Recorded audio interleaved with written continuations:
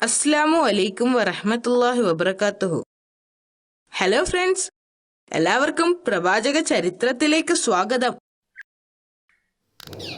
ഒരിക്കൽ സുലൈമാൻ നബിയും സൈന്യവും അസ്കലോണിലേക്ക് പോകുന്നതിനായി താഴ്വരയിലൂടെ സഞ്ചരിക്കുകയായിരുന്നു. അവർ കടന്നു പോകുമ്പോൾ ഒരു ഉറുമ്പ് അവരുടെ അടുത്തെത്തിയ സൈന്യത്തെ കണ്ടു. അപ്പോൾ ആ ഉറുമ്പ് മറ്റു ഉറുമ്പുകളോട് ഉച്ചത്തിൽ വിളിച്ചു പറഞ്ഞു, നിങ്ങൾ വീടുകളിലേക്ക് ഓടിപ്പോവുക, അല്ലെങ്കിൽ സുലൈമാൻ നബിയും സൈന്യവും നമ്മളെ ചവിട്ടി മെതിക്കും. ഇത് കേട്ടപ്പോൾ പ്രവാചകന് വളരെ സന്തോഷമായി.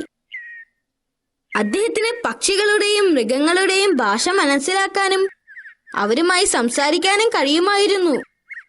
ഞാനൊരു പ്രവാചകനാണെന്ന് ഈ ചെറിയ ഉറുമ്പിന് പോലും അറിയാം. അദ്ദേഹം ആലോചിച്ചു. അപ്പോൾ ഉറുമ്പുകളുടെ ജീവൻ രക്ഷിച്ചതിന് അദ്ദേഹം അള്ളാഹുവിനോട് നന്ദി പറഞ്ഞു. ഒരിക്കൽ സുലൈമാൻ നബി അലൈഹിസ്സലാം എല്ലാ പക്ഷികളെയും മൃഗങ്ങളെയും വിളിച്ചുകൂട്ടി. ഒരു പക്ഷി ഒഴികെ മറ്റെല്ലാ പക്ഷികളും മൃഗങ്ങളും അവിടെ ഹാജരായി. ഹുദ്ഹുദ് എന്ന പക്ഷിയായിരുന്നു അത്.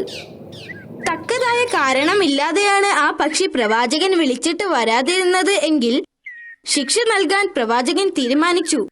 കുറെ കഴിഞ്ഞപ്പോൾ ആ പക്ഷി കൊട്ടാരത്തിലേക്ക് പറന്നു വന്നു. എന്നിട്ട് വൈകി വരാനുണ്ടായ കാരണം സുലൈമാൻ നബിയോട് പറഞ്ഞു. ഞാൻ സഭയിൽ നിന്നും പ്രധാനപ്പെട്ട വാർത്തയുമായാണ് വരുന്നത്, പക്ഷി പറഞ്ഞു. സഭ ഭരിക്കുന്നത് ബൽക്കീസ് എന്ന് വിളിക്കപ്പെടുന്ന ഒരു രാജ്ഞിയാണ്. അവർക്ക് ധാരാളം സമ്പത്തുണ്ട്. മഹത്തായ ഒരു സിംഹാസനവുമുണ്ട്.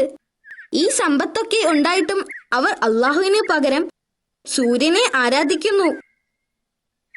ആ പക്ഷി പറഞ്ഞത് സത്യമാണോ എന്ന് പരീക്ഷിക്കുവാൻ പ്രവാചകൻ ആഗ്രഹിച്ചു. അതിനാൽ അദ്ദേഹം രാജ്ഞിക്ക് ഒരു കത്തയച്ചു. ആ പക്ഷി ബൽക്കീസിന്റെ സാമ്രാജ്യത്തിലേക്ക് പറന്നു. രാജ്ഞിയുടെ മുൻപിൽ ആ എഴുത്തിട്ടിട്ട് ആ പക്ഷി പറന്നുപോയി. ആശ്ചര്യത്തോടെ രാജ്ഞി ആ കത്ത് തുറന്നു നോക്കി. പ്രവാചകന്റെ ആശംസകൾ അവർ വായിച്ചു. കൂടാതെ സർവശക്തനും കരുണാമയനുമായ അള്ളാഹുവിനെ ആരാധിക്കുവാൻ പ്രവാചകൻ അതിൽ അവരോട് ആവശ്യപ്പെട്ടിരുന്നു. രാജ്ഞി വളരെ അസ്വസ്ഥയായിരുന്നു. പ്രവാചകനുമായി ഒരു യുദ്ധത്തിന് പകരം സമാധാനപരമായ ഒരു നീക്കമാണ് നല്ലത് എന്ന് രാജ്ഞിക്ക് തോന്നി. അതിനൊരു മാർഗം അവർ കണ്ടെത്തി. വിലപിടിച്ച സമ്മാനങ്ങളുമായി അവരുടെ ദൂതന്മാരെ പ്രവാചകന്റെ കൊട്ടാരത്തിലേക്ക് അയച്ചു. എന്നിട്ട് പ്രവാചകന്റെ സൈന്യത്തെക്കുറിച്ചും രാജ്യത്തെക്കുറിച്ചും മനസ്സിലാക്കാൻ അവർ ദൂതന്മാരെ ഏൽപ്പിച്ചു. ദൂതന്മാർ പ്രവാചകന്റെ കൊട്ടാരത്തിൽ എത്തിയപ്പോൾ പ്രവാചകന്റെ രാജ്യവുമായി താരതമ്യപ്പെടുത്തുമ്പോൾ സാബ ഒന്നുമല്ലെന്ന് അവർക്ക് മനസ്സിലായി. അദ്ദേഹത്തിന്റെ സൈന്യത്തിൽ മൃഗങ്ങളും പക്ഷികളും ജിന്നുകളും സേവനം ചെയ്യുന്നുണ്ട് എന്ന് അറിഞ്ഞ് അവർ അത്ഭുതപ്പെട്ടു. അവർ കൊട്ടാരത്തിൽ പ്രവേശിച്ചപ്പോൾ പ്രവാചകന്റെ സമ്പത്ത് താരതമ്യപ്പെടുത്താൻ കഴിയില്ലെന്ന് അവർക്ക് മനസ്സിലായി. കൊട്ടാരത്തിന്റെ തറകൾ പോലും ചന്ദനവും സ്വർണവും കൊണ്ട് നിർമ്മിച്ചതാണ്. ദൂതന്മാർ പ്രവാചകനെ കുറിച്ചുള്ള വിവരങ്ങൾ ശേഖരിക്കുന്നതിനായി ഇവിടെ എത്തിച്ചേർന്നതാണെന്ന് സുലൈമാൻ നബിക്ക് മനസ്സിലായി. അവർ സമ്മാനങ്ങൾ കൊടുത്തപ്പോൾ പ്രവാചകന്റെ പ്രതികരണം കണ്ട് അവർ ഞെട്ടി. അള്ളാഹു എനിക്ക് ധാരാളം സമ്പത്തും ഒരു വലിയ സാമ്രാജ്യവും എനിക്ക് നൽകിയിട്ടുണ്ട്. കൂടാതെ എനിക്ക് പ്രവാചകത്വവും നൽകിയിട്ടുണ്ട്. സമ്മാനങ്ങളൊന്നും തുറന്നു നോക്കാതെ എല്ലാം തിരികെ കൊണ്ടുപോകണമെന്ന് അദ്ദേഹം അവരോട് പറഞ്ഞു. അള്ളാഹുവിനെ സ്വീകരിച്ചില്ലെങ്കിൽ അവരുടെ രാജ്യം നശിപ്പിക്കുമെന്ന മുന്നറിയിപ്പ് നൽകുന്ന ഒരു കത്ത് പ്രവാചകൻ രാജ്ഞിക്ക് കൊടുത്തയച്ചു. സമ്മാനങ്ങളുമായി ദൂതന്മാർ തിരിച്ചെത്തി. അവർ ആ കത്ത് രാജ്ഞിക്ക് നൽകി. കൂടാതെ അവർ കണ്ട അത്ഭുതങ്ങളെക്കുറിച്ച് അവർ അവരോട് പറഞ്ഞു. ദൂതന്മാരിൽ ഒരാളോട് താൻ പ്രവാചകനെ കാണാൻ വരുന്നുണ്ടെന്ന കാര്യം അദ്ദേഹത്തെ അറിയിക്കാൻ ആവശ്യപ്പെട്ടു. രാജഭൃത്യന്മാരും സേവകരുമായി അവർ സാബയിൽ നിന്നും പുറപ്പെട്ടു.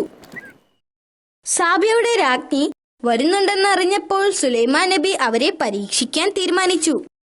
രാജ്ഞിയെ പരീക്ഷിക്കുന്നതിനു വേണ്ടി ജിന്നുകളുടെ സഹായത്തിനായി പ്രവാചകൻ അവരെ വിളിച്ചുകൂട്ടി.